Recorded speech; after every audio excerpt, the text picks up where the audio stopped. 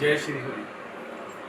आज आपको एक ऐसी साधना के बारे में बताएंगे जो कि बहुत लोगों के अंदर क्यूरियोसिटी रहती है कि हमको फ्यूचर के बारे में जानकारी मिल जाए, फ्यूचर के बारे में पता पड़ जाए कि हमारे फ्यूचर में क्या होने वाला है।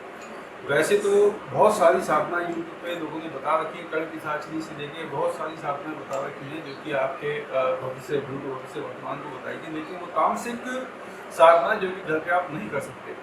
हम जो बताने जा रहे हैं वो आप घर पे कर सकते हैं, वो है स्वप्नेश्वरी साधना। तो स्वप्नेश्वरी साधना छोटी साधना है और बहुत सात्विक साधना है। इसमें ऐसा कुछ भी नहीं है जिसे आप घर पे ना कर सकें, एकांत कमरे में आप कर सकते हैं इस साधना को। इसके लिए आपको चाहिए कि सफ़ेद हकीक की माला होनी चाहिए आपके पास, और सोमवार के दिन ये साधना शुरू होती है। सोमवार के दिन साधना शुरू होगी रात्रि 11 बजे। उससे जब साधना शुरू करनी है तो आपके पास एक चौकी, पीला रेशमी वस्त्र होना चाहिए और दीपक घी का होना चाहिए, पुष्प होने चाहिए, और देवी को भोग लगाने के लिए कोई भी फल, कोई भी मिठाई या मेवा का प्रसाद होना चाहिए।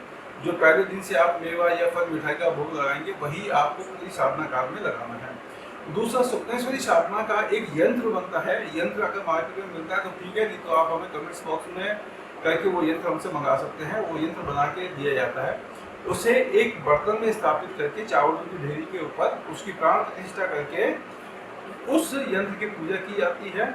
और ये पूजा प्रतिदिन 101 माला इसकी जाप करनी पड़ती है। मंत्र की मंत्र हम बता देंगे और आपको कमेंट्स बॉक्स में कोई हमसे पूछेगा तो लिख के भी हम भेज देंगे। मंत्र है ओम क्रीम क्रीम क्रीम ह्रीम स्वप्नेश्वरी ह्रीम ह्रीम क्रीम ओम।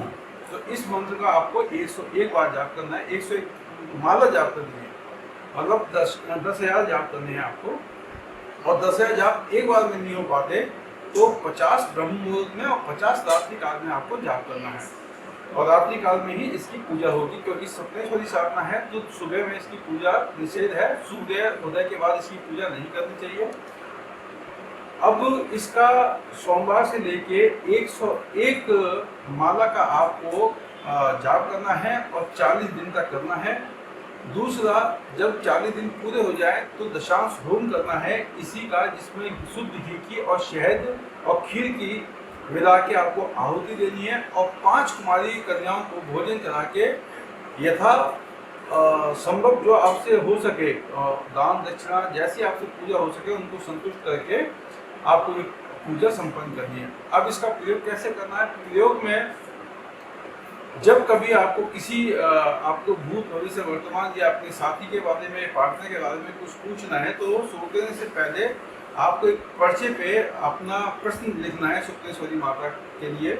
और प्रश्न में आपको वो सारी चीज़ें लिख के उस मंत्र का जाप करके और अरदास करके सो जाना है, उनसे विनती करके कि आप हमें इसका, आपका बिस्तर साफ होना चाहिए, तकिया साफ होनी चाहिए, जिस तकिया के नीचे आप ये पर्ची रखेंगे तो आपको सपने में उसका उत्तर 100% मिलेगा। और चौकी जब आप रखेंगे तो आपको उत्तम मुख करके पूजा करनी है। ये तो होगी साधना की विधि। इस बीच में यदि आपको कोई सपने डरावने आते हैं या भोग विलासी सपने आते हैं तो ऐसा करने पे आप डरे नहीं, देवी सुक्तम का पाठ पढ़ के सोएं आप। लेकिन यदि आप देवी सुक्तम का पाठ कंटिन्यू पढ़ के सोएंगे तो फिर आपको आपके प्रश्नों के उत्तर नहीं मिलेंगे। तो कुछ समय के लिए आपको करना चाहिए कि उन पर ध्यान ना दें और साधना में लगाकर बने रहें।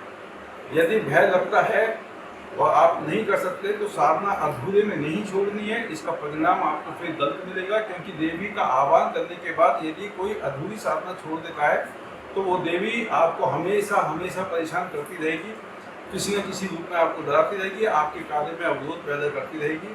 तो किसी योग्य गुरु के सानिध्य में रह के ये कार्य करें और तभी उसका फल आपको परिपूर्ण रूप से मिलेगा। जय श्री।